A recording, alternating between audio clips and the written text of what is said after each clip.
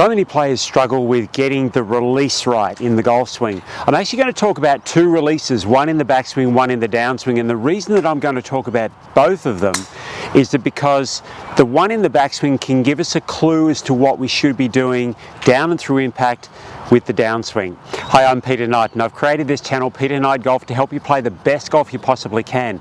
Today we're looking at one of the key things that help the club and the arms move correctly through impact to give you good contact and also to give you good distance. Let's go. During the swing, my hips, my upper body, my arms and my club, they're constantly changing speed. So they're either accelerating or decelerating.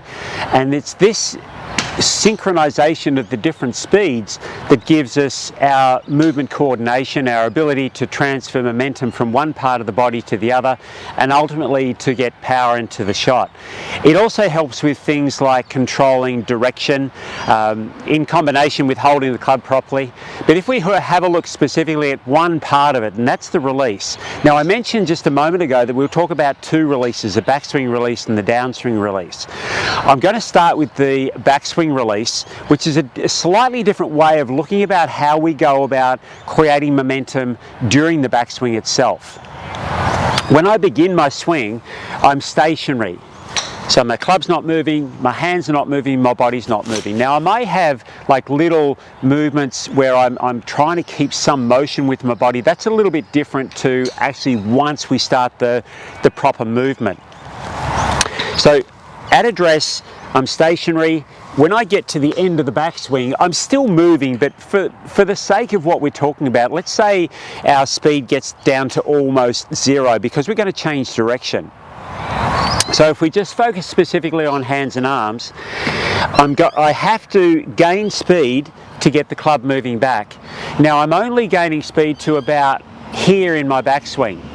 If I swing the club back really, really slowly, I haven't got much momentum and the speed of my backswing doesn't really change all that much. So I'm controlling the motion all the way to the end of the backswing, however far back that is.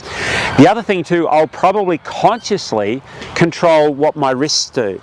Now that can be problematic in terms of how my wrists hinge. It won't be a natural movement, and also it can change the path of the club as it goes back. Better to feel like if I want to, say, throw this club away from me, if I'm throwing it toward the camera here, but of course don't let go of it, the club's momentum swings it to the top. And not only does it go up here, but it takes my hand and my arm with it. So there's no tension through here. I'm throwing to here. This is a point where I'd normally let go and away the club would go, but I'm not going to let go, of course. So the club is already beginning to move around my wrist, and then that was an accident. So then from there I throw the club back and it goes right back to the top of the swing. So if I do the same thing with two hands, my backswing peak speed is going to occur around about hip height or just above hip height in my backswing. So my club's going back to the top of the swing here. Now, once I've reached peak speed here, I can let go, hence the idea of release. I'm not doing anything. I'm allowing the momentum that's been built up partially through what my body's doing, but also partially through my arm movement. Because the club's moving faster than what my arms are, that causes my wrists to hinge, not me deliberately hinging my wrists. Now that's an important key because we're going to talk about the downswing now, and we're going to apply the same idea in the downswing. That idea is that my arms and my club are moving at different speeds as the club swings through here. So if I'm just moving my arms toward the ground, as they swing through impact, the club is moving a lot faster than my arms, hence the club passes my arms, which is what we generally term the release. Now it's the point that the club's movement is most different to my arms that feels like the release. Now if we talk about how the speed of the arms and the club change during the downswing, if I, from here, just allow my arm to move down towards the ball, you can see that the club gains speed as it moves down and through. So my arm moves down toward the ball and the club will gain speed at the bottom. if we watch the movement of my arm, we'll actually see that my forearm here slows right down as I'm moving the club toward the ground. So my arm's slowing. That allows for that momentum transfer to occur. So when I've got two hands on the club, if we think of the same idea in the backswing as we do now, in that there's going to be this change of speed or change from acceleration to deceleration with my arms, which allows that momentum transfer to occur, this is what it looks and feels like. So from here, I'm gaining speed with my arms through to about this point here. Then I allow my arms to slow. Now, the club catching up to swing into line with my arms will cause my arms to slow, and I want that to occur. So my feeling is that as I go down, I get down to here, then I just essentially switch off. That'll allow the club to catch up and pass my hands, hence the feeling of release.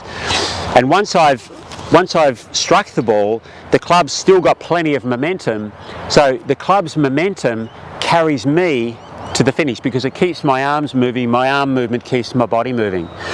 So I'm not trying to follow through with my body or anything like that. That would interfere with that smooth momentum transfer. So again, I've got two releases. Move the club back to about here or throw it back to here if that is a better feeling for you. Hands reach their peak speed here. Momentum takes it to the end of the backswing. My arms are accelerating down to here. Then they'll slow to allow that club to swing through. Let's play a shot.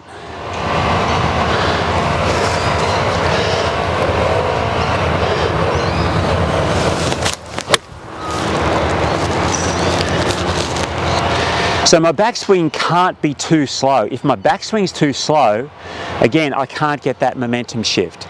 The downswing or the speed of the downswing is going to be different for different people, their abilities to move at different speeds. But the idea of accelerating first and then letting the club swing to create that momentum transfer is the key. That's what we're after to get the best power, the best control of the shot and lower scores.